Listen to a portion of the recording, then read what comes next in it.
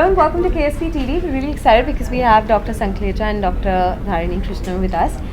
Doctor, first up, when we share that we're going to ask and part of the guild, the first question that we all as moms and dads have is that when my child is eating a plate full of a complete meal, does it need to be supplemented by any sort of supplements at all? Does that growth need to be supplemented? Does that food need to be supplemented? See, basically, if you follow the 5 food groups and the proportions which are relevant to each age, you can reach the correct nutrients. Supplements are not needed. But if somebody is not able to do that, then that is when the role of supplements comes. Right.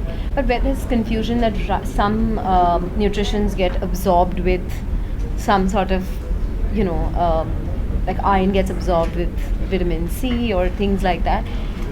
Is it that how the traditional Indian meal is, that it conflicts with any of absorption or any related issues like that? Actually, you can start doing a PhD on poha and idli because they actually give the right nutrients in the right way. Okay. In fact, idli has gone up in the UN website as the best food of the world. Wow. Whereas people in India are eating less. Yeah, they're just of it. looking at it as carbs. Correct. So, like that, there are combinations which are right. Like if you take a chutney, we always do a tadka with oil, so that the vitamin E is absorbed. So, like that, there is excellent combinations. But if you have a deficiency, it's a different story. Right. But if you are eating normally and you want to meet the needs, a normal diet can give you what you need. So our focus is always on obtaining all kind of nutrition from natural sources. Right. Now there are certain areas where you may become deficient in spite of that. For example, vitamin D deficiency is almost universal. Yeah. So either the solution is you try and take a medical source of vitamin D, or you go out and play in the open air and get your exposure to sunlight, which is the natural source of vitamin D. Yeah. You will find no laborer is deficient of vitamin D. Right. So you have 2 options.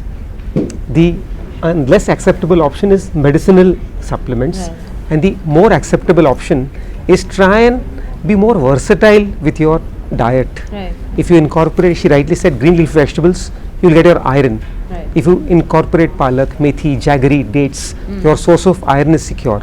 If your sun exposure is there, your source of vitamin D is secure. Right. So only in the small subgroup of children who are, say, probably recovering from an illness and which need that extra boost which cannot be provided by the routine diet, because you can't eat an infinite amount of food. food. A fussy eater or a child who's not eating that healthy, nutritious, homemade meal, would that child benefit?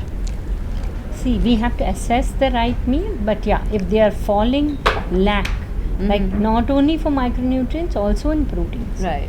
Like we say a child needs 20 grams of protein, they're taking only 10, the gap can be met through supplements. That's interesting. So similarly for any supplement, right, for any nutrient, whether it's calcium or iron or folic acid or vitamin D, we need to assess the child, and if there is a gap, we can always help the child. Right.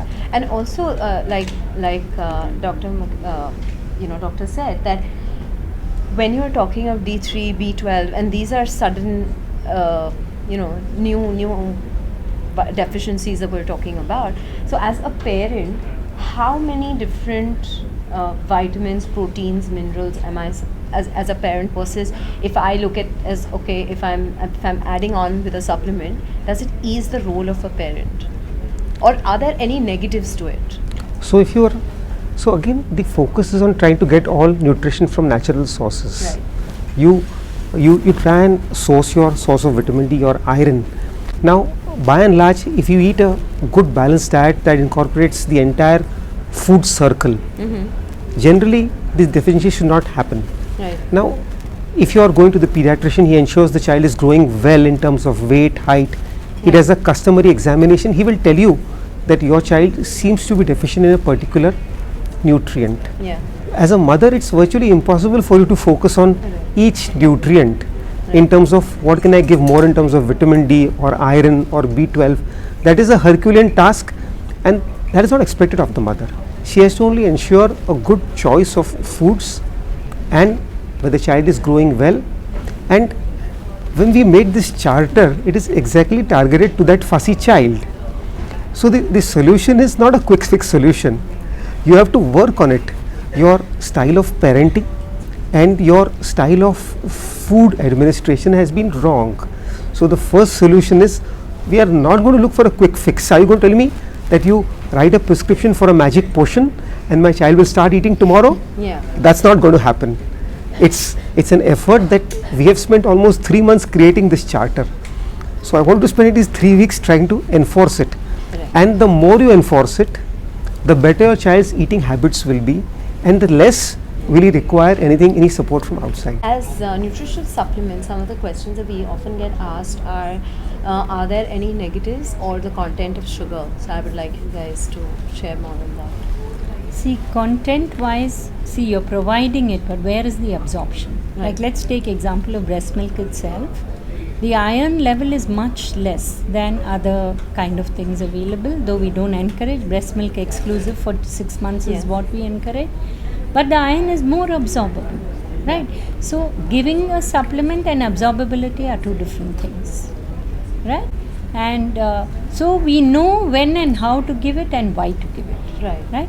So that's very important. What was your second question? Sorry. Are there any negatives to it? See, overdoing anything is wrong. Like if you take vitamin D itself, it's a water soluble thing. Right. I mean, a fat soluble vitamin. So it cannot get out of the body if you overdose it. Right. Whereas the sun cannot overdose it. Right. That's the reason. But also, if you're getting these vitamins and minerals either from natural sources or from a supplement, the doses in the supplement which is are very small. So it's virtually impossible for you to consume the supplement in a large enough quantity for it to cause potential harm. Right. But again, the emphasis is always on trying to use natural sources of the vitamins and minerals. Right. You also spoke of the right amount of play and nurturing as prescribed by the WHO. So can you tell us a little bit on that? Yeah, so I think clearly in terms of play, we are underdoing it big time. Now if you look at a child between 2 and 4 years, the recommendation is 3 hours of play every day, which includes 1 hour of high intensity workout. Okay. So I used to traditionally go down to play at 5 o'clock and I came back at 8 o'clock. That was 40-50 years ago, and my mother did not require WHO guidelines for her to know what was correct. So what I would tell the mother of today is to go by your instinct a little bit also. Correct. A lot of child rearing is common sense. If you minus the peer pressure from it, you will take correct decisions left to yourself. Right. We're all, I wanted to check with, how does the charter of Grow Right help toddler moms in raising happy and healthy kids? So can you elaborate a little bit on the charter? See, we've given the right pointers in 4 aspects, which is play, food, and anything to do with screen time and the impact, various things. So it gives a nutshell of how a mom has to handle it, and in one place. So it's 4 experts together in one place, and in a nutshell it literally gives you, this is what you need and to it's do. all doable. Exactly. It's not intimidating. Exactly. Okay. Yeah. So the mother has very clear-cut guidelines. Right. I'm sure till recently, when the source of information is Google and online searches, she's unsure about what she's reading, whether it is scientifically correct or not. What grandmother or her best friend is telling her is correct or not. The friend has done it for her child, and that is not the gospel truth, is it? Yeah. There needs to be science behind the recommendations. Right. And this is where we come into the picture. The charter is putting down science in simplified, easy to use terms for the mother, and it handles various aspects of child care. Sometimes you as a mom may be doing things absolutely correctly, but you just need validation for it. Correct. I think that's what. So that gives you the confidence that yes, I as a mom, I am on the right track, and that reinforces it. Also, what is important is some mothers have access to Google, some don't. So if you are a confident, well-informed mom, you will spread the word, and then what you learn from your grandmother or friend will actually be what others learned from you. So that is one strong purpose of this charter today, that each one teaches one. Right. Okay, even if each one of you can spread this message in your group, I think it will spread exponentially, and that is the very purpose of this, Right. that it should reach each and every mom who's bringing up a child. Yeah. So I'm quite excited to dig into the charter because, like Dr. Dharini mentioned, it's not going to be intimidating. It's something that all of us as day-to-day moms can practice. So I'm quite excited to get a deeper insight into the charter. Thank you both so much for your time. It's an absolute pleasure. Oh, creating this charter was extremely exciting because over 25 years, all that I learnt and used, learnt little from books and more from my moms, is actually what has gone into this charter. All the experts have done that, and it's not just a theoretical document. It's a hands-on collective experience of years that should be of great use in child rearing on a day-to-day basis. And we would love to have your feedback so that we can keep fine-tuning this charter. Absolutely, that's great. Thank you so much. Thank you. Thank you.